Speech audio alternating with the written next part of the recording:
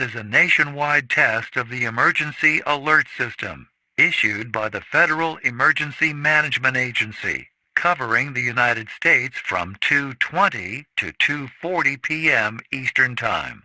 This is only a test. No action is required by the public.